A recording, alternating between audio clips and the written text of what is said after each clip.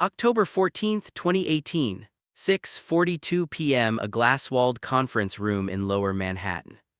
The rain hasn't stopped all day. It streaks down the windows in thin, uneven lines, blurring the city into something abstract and distant.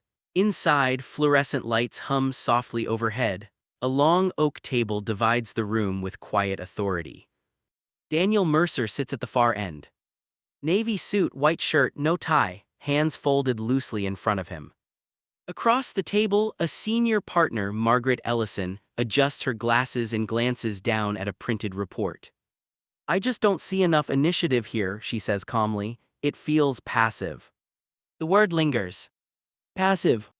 The others avoid eye contact. Someone clears their throat. A laptop lid snaps shut. Outside, a siren wails faintly and disappears. Daniel doesn't move. He knows this isn't accurate. He led the restructuring. He absorbed the fallout. He stayed until midnight 3 weeks straight while others went home. He drafted the proposal Margaret is now summarizing as insufficient. His pulse rises anyway, a subtle tightening beneath the sternum. Not anger, not even frustration. Something older. The reflex to correct. You can almost feel it building in him, that familiar internal script forming with surgical precision. Clarify the timeline. List the contributions. Remind her of the context. Restore the narrative. Because if you don't, the room will solidify around this version of you. Passive. Margaret looks up. "Daniel, anything you'd like to add?" And this is where it usually happens. The shift in posture. The calm but slightly sharpened tone. The performance of reasonable defense. Carl Jung believed that individuation requires withdrawing projections, including the subtle, relentless attempt to manage how others perceive us. Most people never notice how often they do it. It feels like survival. It feels responsible. But Daniel does something different. He inhales. Then exhales. "No," he says, "I think it's clear." That's it. A small sentence, almost weightless. Margaret nods once and continues. The meeting moves forward, budgets, timelines, deadlines. But something has already happened. Inside him, a rearrangement. Because when you don't explain yourself, the discomfort doesn't disappear, it expands. Daniel feels it spreading, like stepping into cold water and deciding not to thrash. "They think I'm passive." The thought hovers. He doesn't chase it, doesn't polish it, doesn't dismantle it. He just lets it exist. And that is new. At 7:18 p.m. the meeting ends. Chairs scrape softly against the floor, papers gather into neat stacks. Margaret offers a polite nod on her way out. "We'll revisit this next quarter." Daniel walks into the hallway alone. The building smells faintly of carpet cleaner and rain-damp coats. His reflection follows him along the darkened glass panels. Passive. The word tries again. Normally, he would replay the meeting on the walk to the subway, rehearsing better responses, sharper phrases, the perfect measured correction he should have delivered. Instead, he does something radical. Nothing. He presses the elevator button, waits, watches the numbers descend. There's a tension in his chest, but beneath it, something else, a strange, almost unsettling stillness. From a Jungian perspective, the persona, the social mask, constantly negotiates its image. It wants coherence, it wants admiration, it wants protection from distortion. And Daniel has just refused to negotiate. The elevator doors slide open with a muted chime. Inside, mirrored walls multiply his image. He stands in the center, hands in his coat pockets, watching himself as the doors close. Who are you if you let them misunderstand you? The question isn't dramatic, it doesn't echo. It settles. On the subway platform, the train roars in with metallic force, wind whipping through the tunnel. He steps inside, gripping a cold steel pole as the doors shut. His phone vibrates. A message from Ethan, a colleague who sat 2 seats away during the meeting. "Tough room tonight, you handled it well." Daniel stares at the screen. "Handled it well." He types a response, deletes it, types again, deletes. Finally, all good. He locks the phone. Because he realizes something uncomfortable. Even now, there's an urge to explain, to Ethan this time, to subtly correct the narrative through implication, to make sure at least someone understands that he wasn't passive, he was strategic. But he doesn't. He watches the tunnel lights flicker past the windows instead. Darkness, light, darkness, light. The first time you allow yourself to be misunderstood without defense, it feels almost irresponsible, like you've abandoned your own witness stand. But beneath that anxiety is something else. Space. Daniel leans back slightly as the train rocks. He notices that the room's judgment is no longer chasing him the way it used to. It's there, but it's not gripping. Because when you stop explaining yourself, you stop tightening around your image. And when you stop tightening, something loosens. He doesn't yet know what that means. But tonight, for the first time, he senses that the hierarchy inside him, the one that places reputation above internal solidity, has shifted slightly. Almost imperceptibly. And shifts like that don't announce themselves. They unfold quietly. Sometimes over months. Sometimes in a single withheld sentence. Daniel steps off the train into the cold night air. The city feels sharper somehow, less hostile, less demanding. He walks home without replaying the meeting once. And that, more than anything Margaret said, is what unsettles him. Because if he no longer feels compelled to correct the world's version of him, what is he beginning to trust instead? The apartment is quiet when Daniel unlocks the door. October 14, 2018, 8:03 p.m. Upper West Side. The hallway light flickers once before stabilizing. He steps inside, closes the door gently behind him, and stands there for a moment, coat still on, briefcase still in hand. The silence feels different tonight. Usually this is where the replay begins, the mind reconstructing scenes with obsessive precision, tone analysis, micro-expressions, strategic revisions. He sets the briefcase down. No replay. Just the low hum of the refrigerator, the distant echo of traffic below, the faint ticking of the kitchen clock. He removes his coat slowly, as if testing whether the urge will return once his body relaxes. It doesn't. Instead, something else surfaces. A discomfort deeper than embarrassment. If you don't correct the narrative, it continues without you. That's the part no one admits. When you explain yourself, you are not just defending truth, you are negotiating control. You are subtly asking the room to adjust its image of you, to restore symmetry. Tonight, Daniel surrendered that control. And now the world is slightly asymmetrical. He walks to the kitchen sink and runs cold water over his hands. The sensation anchors him, clear, immediate. Carl Jung believed that much of human behavior is an attempt to manage projection, both what we cast onto others and what we absorb from them. Most people never question this exchange. It feels natural to clarify, to refine, to curate. But withdrawing from it, that creates silence. Daniel dries his hands and looks at his reflection in the dark window. Passive. The word doesn't sting as sharply now. He studies his own face, searching for evidence. Is there passivity there, hesitation, fear? Or was there something else in that room, something Margaret needed to see? The thought is uncomfortable. Because once you stop explaining yourself, you are forced to consider a harder question. Why do you need them to understand you in the first place? He moves into the living room. A single lamp casts warm light across the bookshelf, titles on leadership, behavioral economics, architecture, orderly, controlled.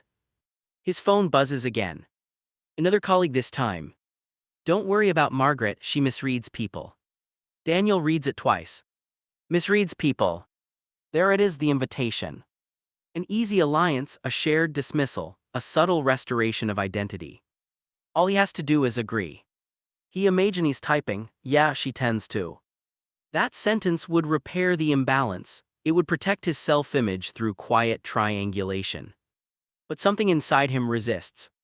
Because he senses that, even the mildest correction through social bonding, is still explaining. Still adjusting the mirror. He locks the phone without responding. The silence expands again. You can almost feel the psychological air pressure change. This is the withdrawal. Jungian psychology points toward not dramatic isolation, but a gradual refusal to let identity depend on external alignment. Daniel sinks into the couch. There's a subtle anxiety rising now.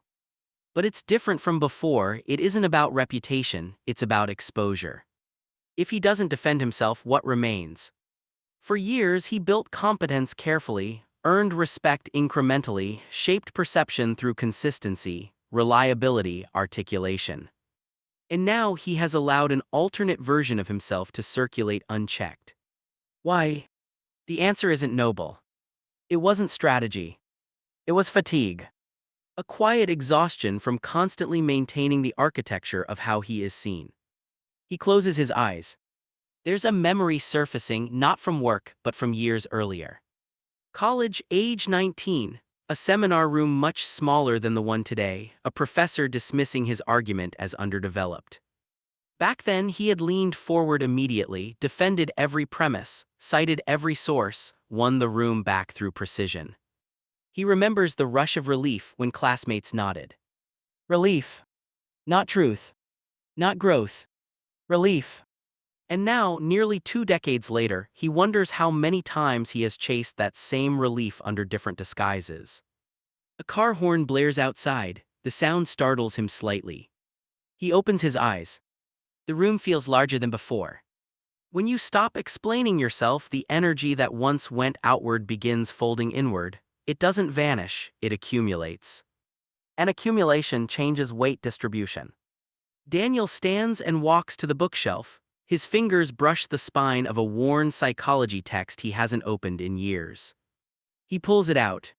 Inside, underlined passages from a time when he was searching for language to understand himself. He flips through pages slowly. Individuation. Projection. Persona. Words that once felt theoretical now feel uncomfortably practical.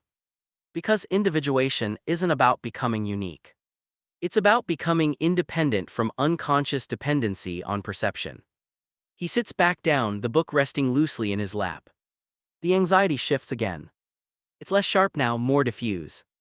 Almost like grief. Because if he no longer needs to explain himself, he also no longer gets the comfort of being corrected. There's a strange loneliness in that. The phone buzzes a third time. Margaret. His breath pauses for half a second. He answers. Daniel. Her voice is even, composed. I've been thinking about the meeting, I may have been too quick with that word. Passive. He says nothing. She continues, I value your work, I just need more visibility from you in the room. There it is. An opening, a repair. He could accept it, clarify his intention, restore symmetry fully. Instead, he hears himself respond calmly, I understand. And he does. But he doesn't add anything. No defense, no explanation. Just space. Margaret pauses briefly, perhaps expecting more. Well, she says, good night. The line clicks off. Daniel lowers the phone slowly. Something settles. Not triumph, not vindication. Stability. Because this time he didn't correct the misperception, and he didn't cling to the correction either. He simply allowed both to exist. And in doing so, something subtle locks into place inside him. A new center of gravity. He walks back to the window. The rain has stopped. The glass reflects him clearly now, without distortion. He studies his own image again. It looks the same. But it feels different. Because when you stop explaining yourself, you begin discovering whether you can tolerate standing alone inside your own version of reality. And tonight, for the first time, Daniel realizes he can. But he doesn't yet know what that ability will cost him. October 22, 2018, 9:11 a.m. Same building, same glass walls. The air feels thinner this morning. Daniel stands near the end of the conference table again, a legal pad in front of him, pen resting diagonally across the page.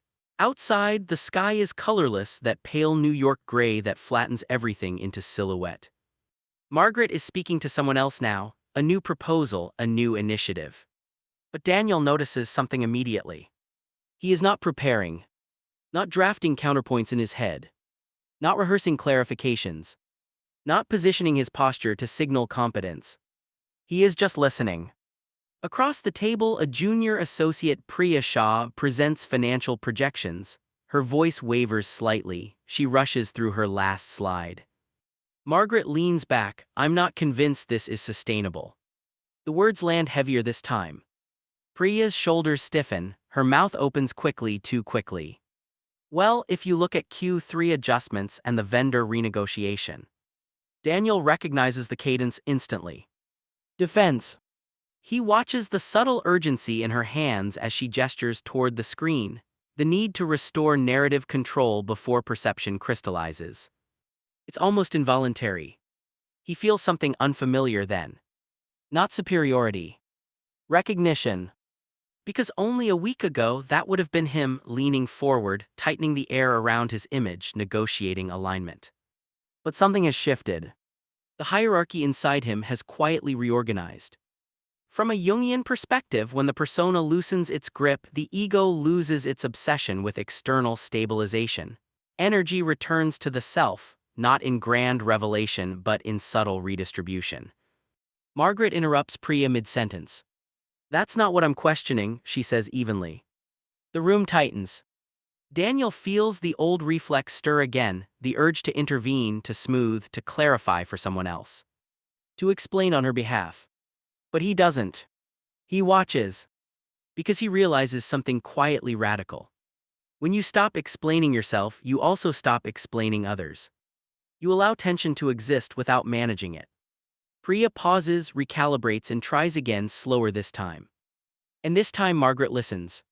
The moment passes. No explosion, no humiliation, just friction. Daniel writes a single word on his legal pad. Tolerance. Not tolerance of others. Tolerance of ambiguity. Of being temporarily misread. Of not controlling the room's emotional climate. The meeting continues. Daniel speaks only when necessary. His tone is measured, unforced. There's a noticeable difference, but it isn't volume. It's density. He is not speaking to protect identity. He is speaking because he has something to add. And strangely, the fewer words he uses, the more they seem to land. At 10:03 a.m., Margaret turns to him. Daniel, thoughts. The room angles toward him subtly. He feels the familiar pause, but it's cleaner now, less charged. I think Priya's right about Q3 adjustments, he says calmly, but we need a longer vendor commitment before it stabilizes. No elaboration. No performance. Margaret nods slowly. That's fair. And just like that, the conversation moves on. No one labels him passive. No one labels him anything. Because he is no longer feeding the projection cycle. Later that afternoon, Daniel walks past a glass partition and catches his reflection again. He looks the same as he did last week. But internally, the noise level has dropped. When you stop explaining yourself, you notice how much of your personality was constructed around anticipation. Anticipating misinterpretation. Anticipating criticism. Anticipating dismissal. Without that anticipation, there is space. And space changes posture. That evening, he declines an after-work drink invitation, not out of avoidance, but because he doesn't feel the need to reinforce alliances. He walks home alone. The air is colder now, October deepening into something sharper. As he crosses Amsterdam Avenue, he realizes something unsettling. There is less adrenaline in his day. Less urgency. Less emotional spike. It's quieter inside. And part of him misses the intensity.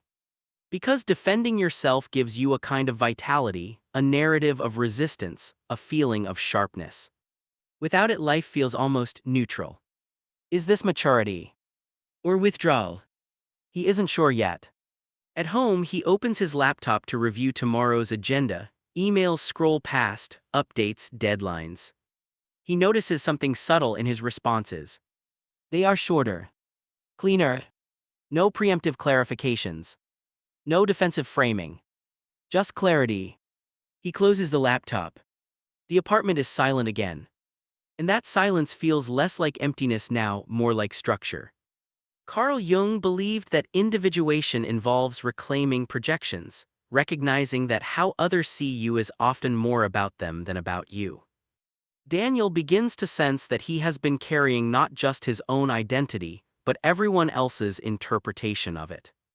And he has set some of it down. But setting something down creates a new question. If you are not managing perception, what are you building instead? He stands by the window once more. The city glows beneath him, windows stacked upon windows, each containing unseen lives, unseen misunderstandings, unseen negotiations of identity. He realizes something quietly sobering. Most people never stop explaining themselves. They refine it, they perfect it, they disguise it as confidence. But they never truly release it. And releasing it doesn't make you invisible. It makes you less predictable. Because when you no longer chase agreement, your energy becomes harder to categorize, harder to control, harder to provoke.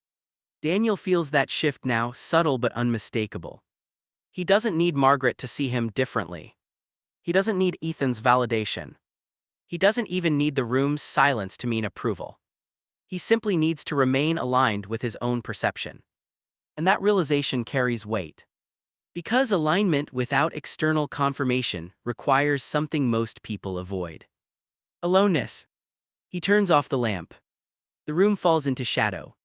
And for the first time, the darkness doesn't feel like something waiting to define him. It feels like something that cannot. But this is only the beginning. Because once you stop explaining yourself, the world begins responding to you differently. November 3rd, 2018, 4:37 p.m. Executive floor. The air feels heavier today. There's a tension in the corridor, subtle but present. Conversations lower slightly as Daniel walks past, not dramatically, just enough to register. He notices it and keeps walking. Inside conference room B, the blinds are half drawn. The late afternoon light cuts across the table in long, angular shadows. Margaret sits at the head again, two senior directors beside her, Ethan across from Daniel this time. A different kind of meeting. Budget redistribution. The atmosphere is sharper, more territorial.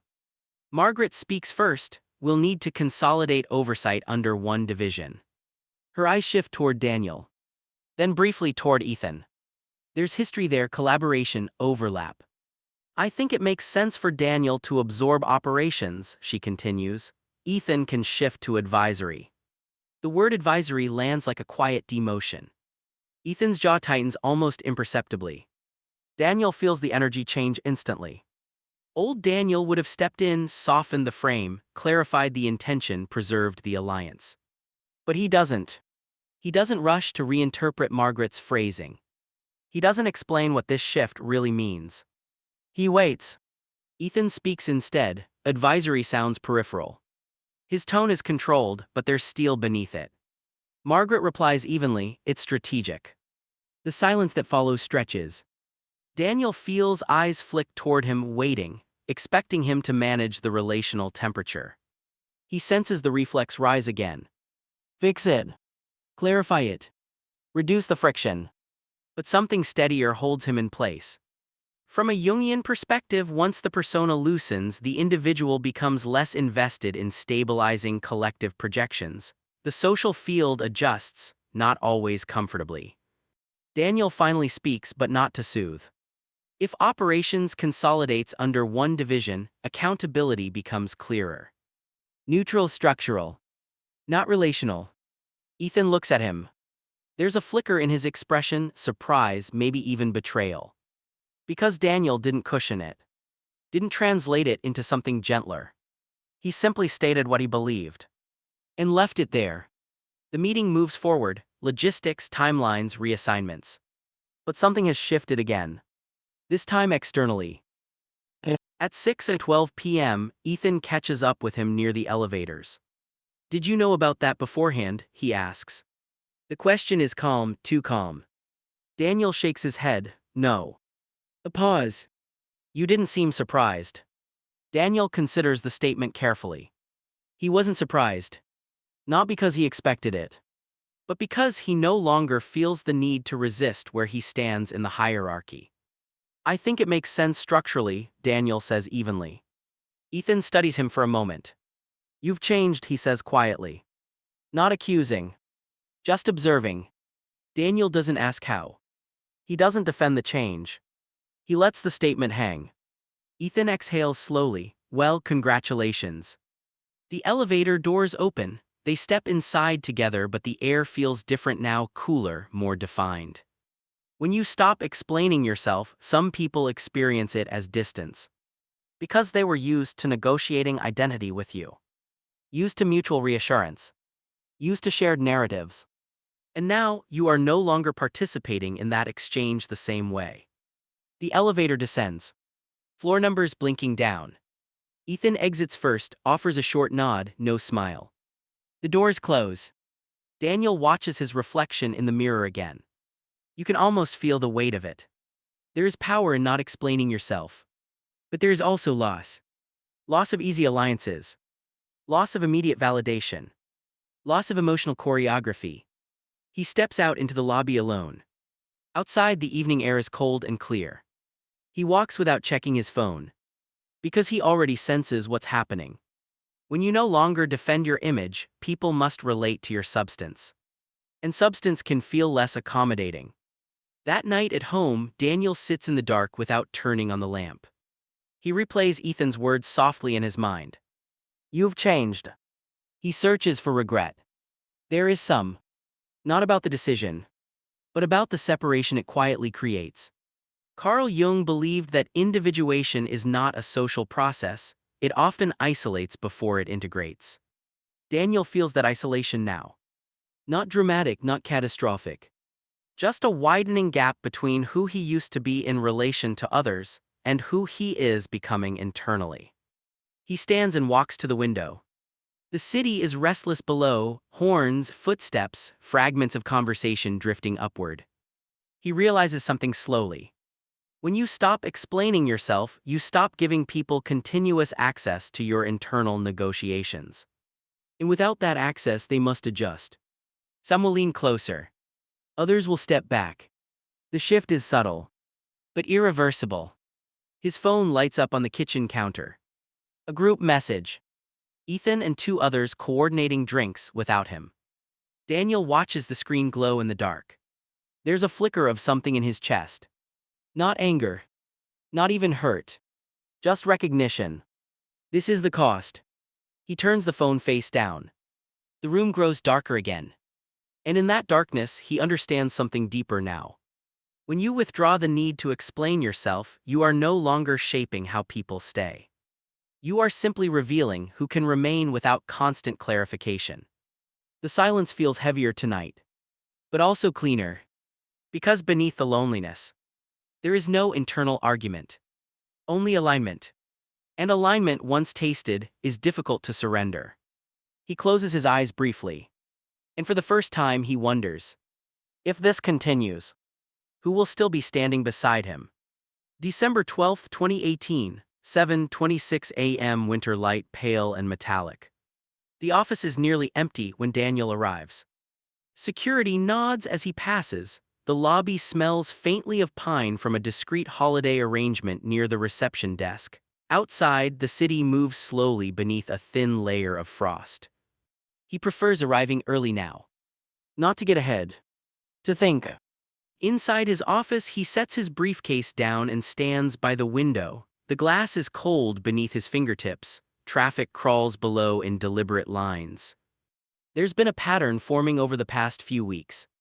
Meetings feel shorter. Conversations feel sharper. Some colleagues lean in closer when he speaks, others maintain a careful neutrality. Ethan is polite now, professional, distant. Margaret, on the other hand, has begun asking for Daniel's perspective more directly, not because he defends himself, but because he doesn't. When you stop explaining yourself, something subtle happens in the room. Your words carry less static. There's no hidden agenda to decode, no emotional negotiation embedded in tone. Just signal. At 8:02 a.m., Margaret steps into his office without knocking, something she never used to do. Do you have 5 minutes? He gestures to the chair across from him. She sits, no folder in hand. I've been noticing something, she says. He waits. You don't react the way you used to. It isn't criticism. It's curiosity. Daniel considers this. I'm listening more, he replies. Margaret studies him for a moment, then nods slightly. It's stabilizing. The word surprises him. Stabilizing. Not passive. Not disengaged. Stabilizing. She continues, when others escalate, you don't. It changes the temperature. There's a pause between them, but it's not tense. It's grounded. Carl Jung believed that as individuals integrate their shadow and loosen their persona, they become less reactive to projection, less compelled to defend, less seduced by emotional turbulence. The effect is subtle but powerful. Daniel realizes now that what felt like loss socially has created clarity structurally. Margaret stands. "Keep doing that," she says simply, before stepping back into the corridor. The door closes softly. Daniel remains seated. "Keep doing that." The irony is quiet. He isn't doing anything. He has simply stopped. Stopped explaining. Stopped smoothing. Stopped anticipating misinterpretation. And in the absence of that effort, something more coherent has emerged. Later that afternoon, during a quarterly review, a senior executive challenges a budget line item Daniel approved. "In hindsight, that allocation seems aggressive," the executive says. Several heads turn. Old reflex. You can almost feel it stir, the body preparing to justify, to fortify. Daniel inhales slowly. "It was aggressive," he agrees calmly, "and it delivered the result we needed. No defensiveness. No elaboration. Just ownership." The executive pauses. Then nods once. "Fair." The room moves on. But something crystallizes in that exchange. When you no longer scramble to defend your image, accountability becomes cleaner. You can admit risk without fearing collapse. Because your identity is no longer built on appearing flawless. It is built on alignment. After the meeting, Priya approaches him near the coffee station. "I've noticed something about you," she says carefully. He almost smiles. That rarely ends neutrally. She laughs softly. "You don't rush to fill silence anymore, it makes people think." He considers that. "I used to fill it," he asks. "All the time." She isn't criticizing. She's observing. "And now," he asks. "Now you let it sit, it makes your words heavier." He nods once. Silence, when not used defensively, becomes weight. That evening, Daniel walks home through colder air. December has sharpened the city's edges. Holiday lights glow in windows, but the streets feel narrower somehow. He notices something deeper now. The loneliness that surfaced weeks ago has softened. Not because he regained alliances, but because he stopped measuring connection through explanation. He meets fewer people after work. Speaks less in social settings.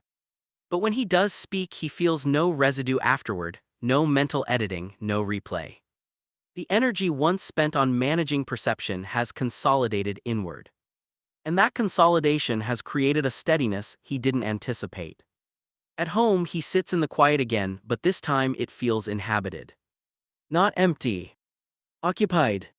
By himself. From a Jungian perspective, this is the beginning of true individuation, not dramatic transformation, but the subtle ability to remain internally coherent without external reinforcement. Daniel closes his eyes briefly. There's no adrenaline now. No narrative tension. Just stillness. And inside that stillness, he recognizes the final shift. When you stop explaining yourself, you don't become indifferent. You become selective. Selective with energy. Selective with speech. Selective with who has access to your internal world. The cost was distance. The reward is gravity. Weeks ago, he feared what this change would take from him. Now he understands what it has given him. A center that doesn't move when the room does. He stands and walks to the window one last time. Snow begins to fall lightly over the city, small, quiet fragments drifting downward without announcement. No defense. No performance. Just presence. And for the first time, Daniel understands something most people never test. When you stop explaining yourself, the world doesn't collapse. It recalibrates. And so do you.